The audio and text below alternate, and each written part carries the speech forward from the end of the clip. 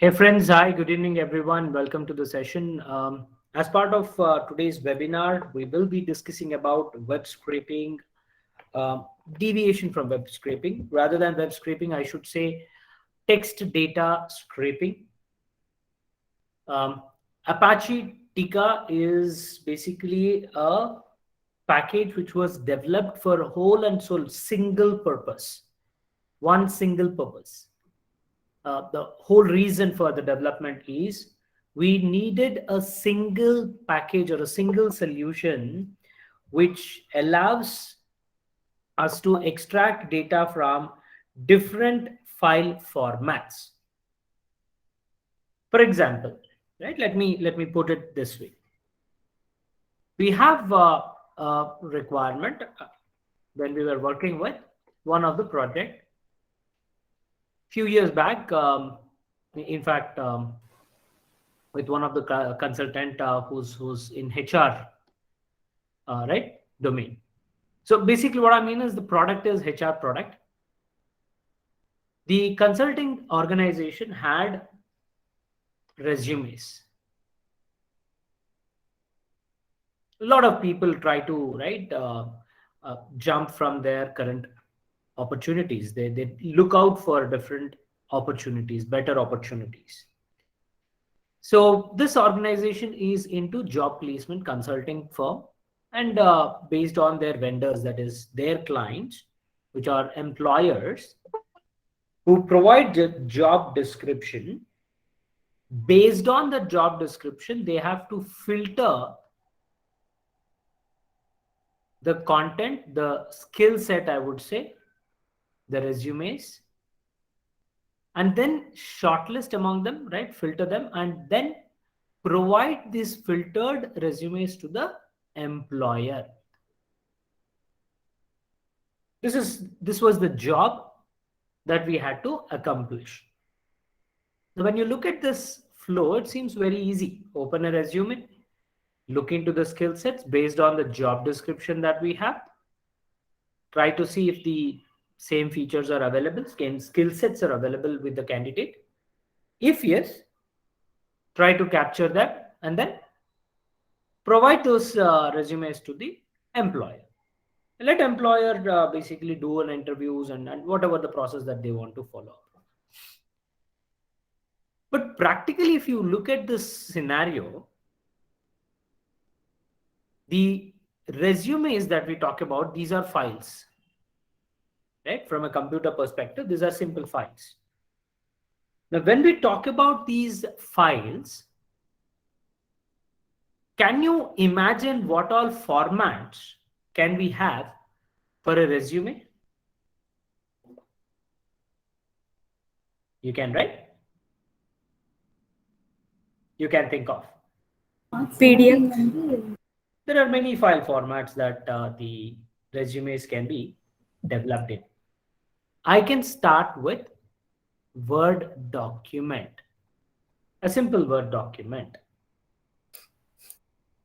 I basically put that in a PDF format, right? Then I can also have a PowerPoint presentation, PPT format. I can also have a video, a short video created, animated video created for the resume, right? Then probably you can also talk about HTML interactive resume format, HTML or XML, you can say.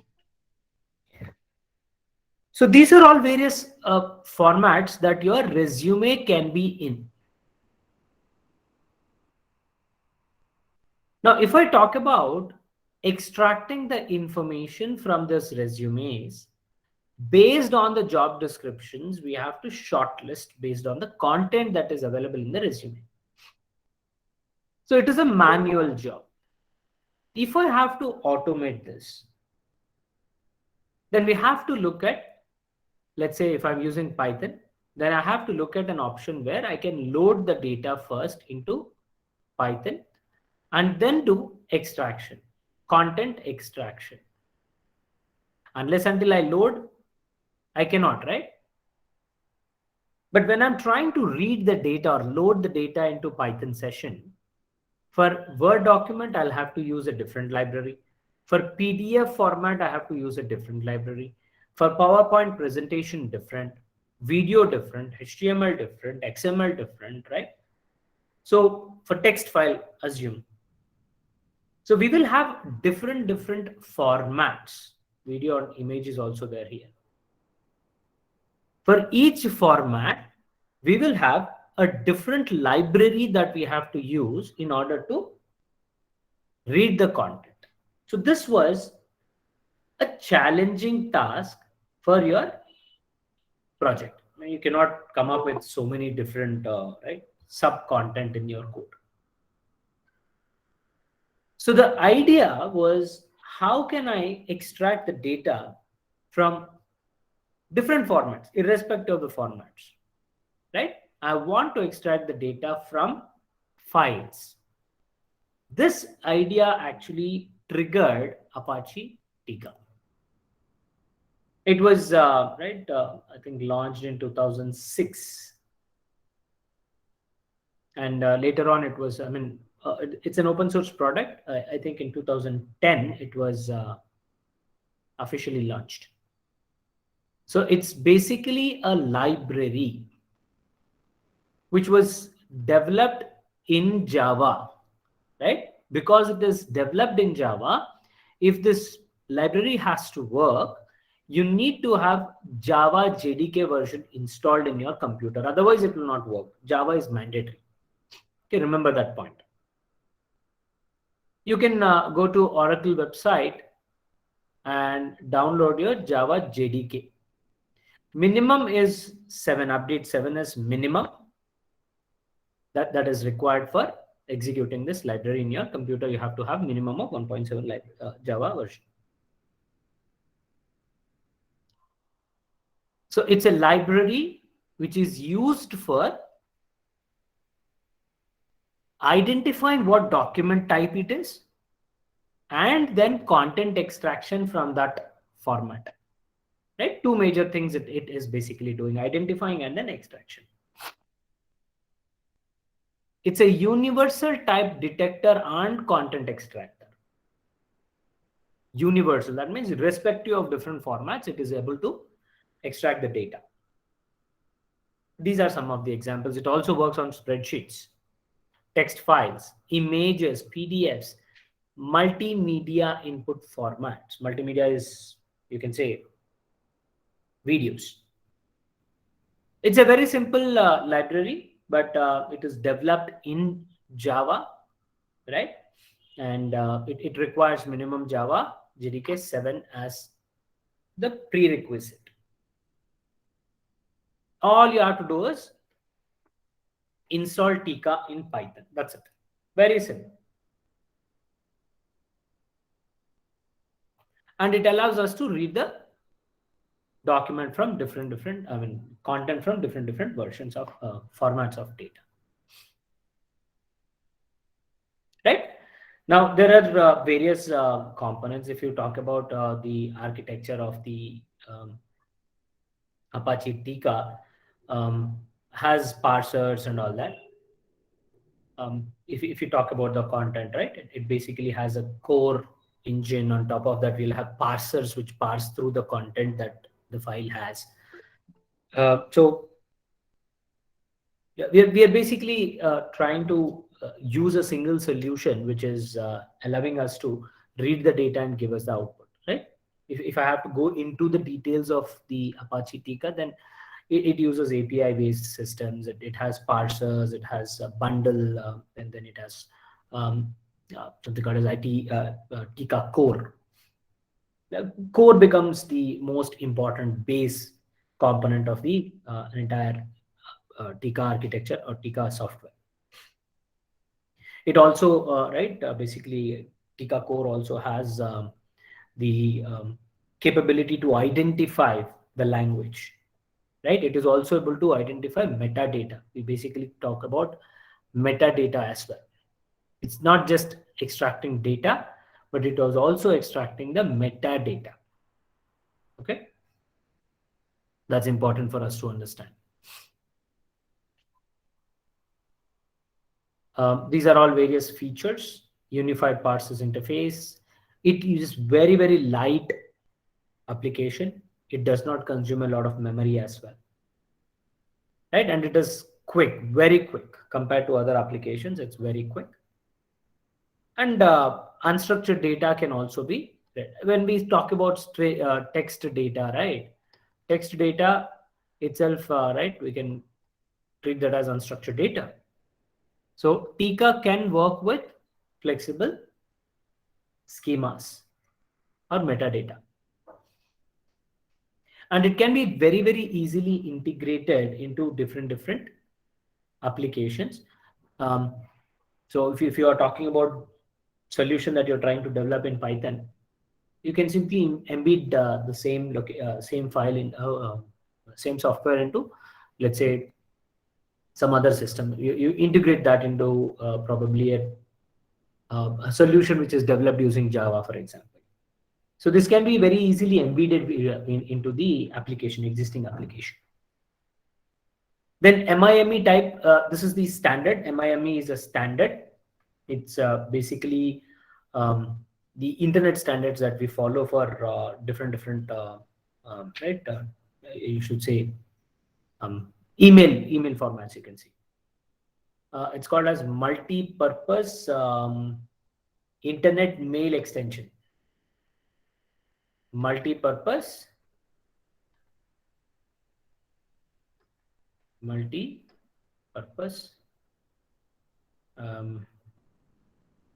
yeah, I think it is internet only. Multi-purpose internet mail extensions. These are all formats you can see. The standard formats will be there, and Tika can understand all those MIME standards. And different languages can also be identified by this Tika website. Tika application, because it works with various portals, websites as well, right? And websites might have different languages. So it should have that support of identifying the content from different websites also. Okay, these are all various file formats that Tika supports. XML, HTML, MS Office, Open Document, then PDF, then digital books, right?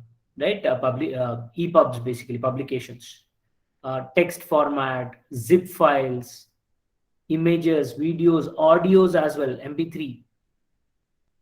Right? So all these are different formats which Tika library can understand, and it will be able to extract the data from all these standard formats.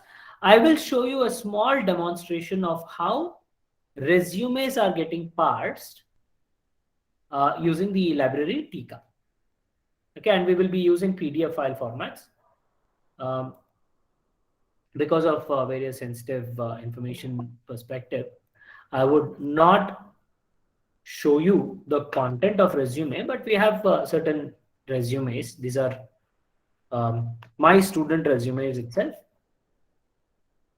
You might also be there in the session, not sure, but yeah, if you see your name, just get excited. So first is we are using the OS library in Python so that we can basically understand the path of the folder and as well as the files. These files could be of different formats. Remember that. Okay. So I'm writing a custom function and I'm just passing the directory as input. It's a folder name. I will create an empty list, and for root directories and files in this directory, we are saying OS walk, right? So it's basically kind of walking through the entire folder. Okay, os.walk means it is parsing through the entire directory, you can see. Then name in files. Within the directory might also have files, right? So name in files, we are appending the names here. r.append this file, r.append, taking this OS path which is given. We are joining the root and then root is nothing but your root directory, and then the name of that file. This constructs the entire file for us. So this is a custom file. Now you can see I'm passing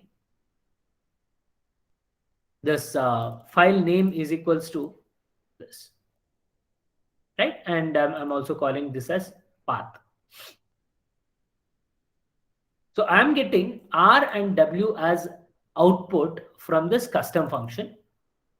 So R is nothing but the location path, whereas V is the file name that we are going to get, right? Individual file name, and this is the total path of that file. So these are the two things that we are going to read from this particular folder. Okay, I have 8 files. These are different files. Okay, and all these are resumes, by the way. And basically file name is the location and path is this individual file path, right?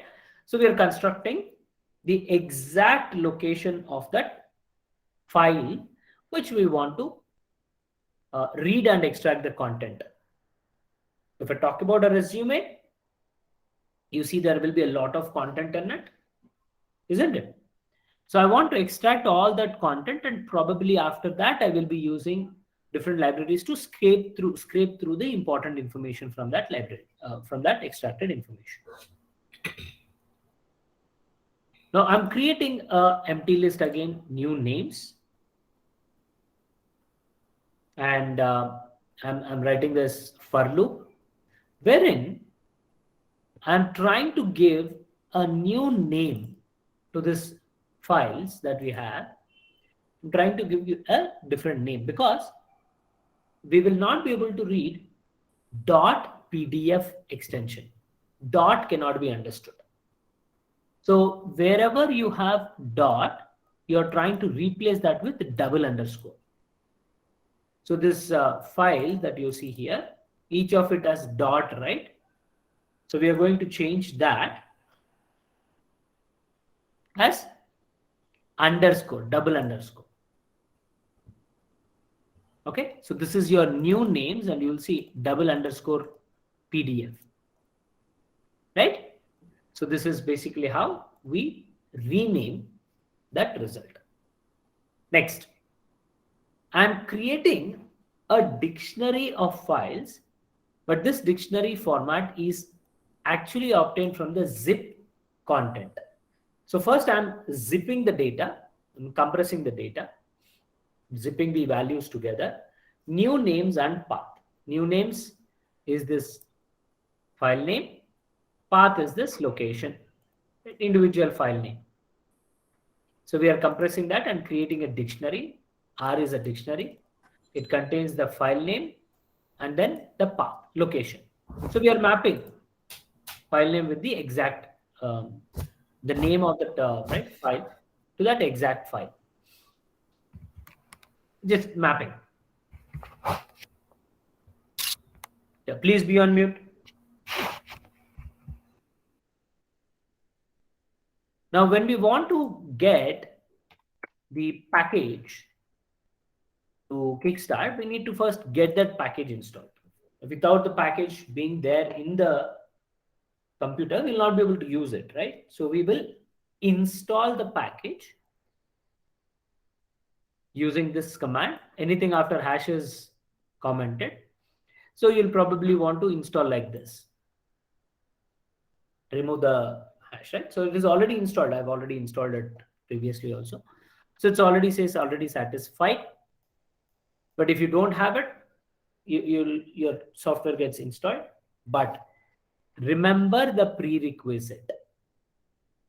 Java JDK minimum 7 should be there. This is mandatory. First you install Java JDK and then come to this. Now once the package is installed, you import parser, right? From Tika package we are importing a functionality, basically a module, submodule called parser. Next, dictionary from keys new names, right? Dictionary dot from keys new names. I'm creating a dictionary again of the same objects, but this is only keys. I'm taking from keys of new names, so I'm only referring to the keys. The data is value is empty, so we have to fill this value now. Okay, so here this custom code that is written, right, is used for extracting the data. Okay, identifying and extracting the data. So for key and value in result, or you can say resumes. So you're taking resume.items and you're saying for key value in. So for each key, take the entire value from this residual dot items or resumes dot items. Then using this parser function, right? We have imported parser function here. Using this parser function, right? We are trying to parse a file for metadata and content. So whatever is the content in that file, you might want to extract that content. That's what your parser does. Right? This is your parsed text. So that is your content. And then we are mapping that to the resume underscore dictionary here. This is the content. For each key, we will also try and map the content. So I'm defining here. Then delete none is also there. If there is no data, then delete that particular value. That, and we are saying resume dictionary, 8 options are there, we are deleting some. So one of these file is deleted, right? If you see file name, one file which is anirudh.pdf got removed, right? It got extended, basically deleted. Right? So this is basically what we do. Why it is deleted? Because that file does not have the same format, right? It is basically a different format. Content will be there. It's not a resume. Document type also is something that it will identify, right? So a lot of analysis is happening and it is checking what is the similarity in the content. Right? Like this for each file it is looking into, and based on right, certain internal functionalities, it is removing the file which is not having the similar pattern. Delete none.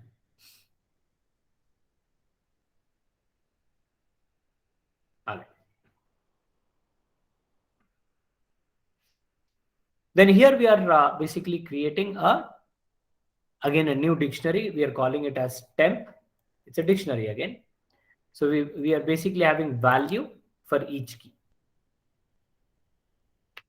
This is our temp. Okay. Resume underscore dictionary. This is the resume underscore dictionary. This is the value. Look at that. It has already captured. Right. So here when we did that, it is capturing the content. Now, once you are basically looking at the resume, this thing, key and value pair mapping here, this is key. You can basically see all this is your file. Okay. And this is like a single data capture that has happened. But anyways, we are interested in only in this result. The value of this temp, where we are trying to take each key where value is basically the content of your resume underscore dictionary. Right? And with respect to this resume underscore dictionary, we are trying to take each file and then reading the content like this. So we have successfully extracted the data. Now I can basically put that entire thing into a corpus. It's an empty list. I'm just dumping that into this corpus append dictionary, where dictionary is nothing but the resume, the content that we are captured. So corpus is done, and you can see corpus. So we have dictionary one, this is the key, and this is the value, right? Key and value. So we are trying to map all that. So this is key and value pair, where this dictionary, you can say these are the values. 7 resumes are there, right? So we have successfully captured the data for each and every resume. It could be in any format, guys. Okay, but we were able to extract the entire data as is. So this is what your Apache Tika can do. So this is about today's webinar. Explore more about Apache Tika. Try to have different file formats and then run it. You will be seeing that it is able to extract all the data from different file formats as well. Okay, just experiment, friends. Good luck, and thank you so much for attending the session. With a new topic, some interesting concepts, we will again connect in the next webinar. Until then, keep practicing and enjoy the learning. That's the key. Take care of yourself and bye, friends. Good night.